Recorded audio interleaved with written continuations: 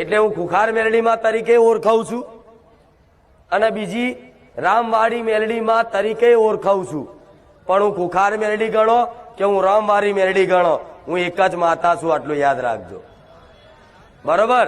એટલે જે છે એ મારા સાનિધ્યની મહિમા, જે તે મારા ભગવાને આ સત આલ્યું અને સતનો સદુપયોગ કરી તમારા જેવા લાખો દુખિયારાના દુઃખ દૂર થયા છે મારા સાનિધ્યમાં, એવો દરેકનો અનુભવ હશે. બરોબર?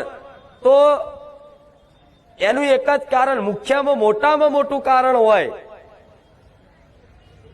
તો આ રામ નામ છે, કે જે પહેલેથી જ જ્યારથી ગાદી ચાલુ કરી, જ્યારથી મારા દીકરાને હું માતા મળી ને ત્યારથી જ એના જીભે રામ નામ એક લત લગાડી દીધી હતી કે રામ રામ ના રામ. એ રામ રામ કરતા કરતા કરતા કરતા કદાચ હું મેલડી માતા પ્રસન્ન બની, કેમ કે રામનું નામ જ એટલું અલૌકિક છે કે જે વ્યક્તિ સાચા દિલથી હૃદયથી વિશ્વાસ સાથે રામ નામના જપ કરે ને એને દુનિયાના કોઈ તપ કરવાની જરૂર પડે. મારા દીકરાએ કોઈ એવી તપસ્યા નહીં કરી,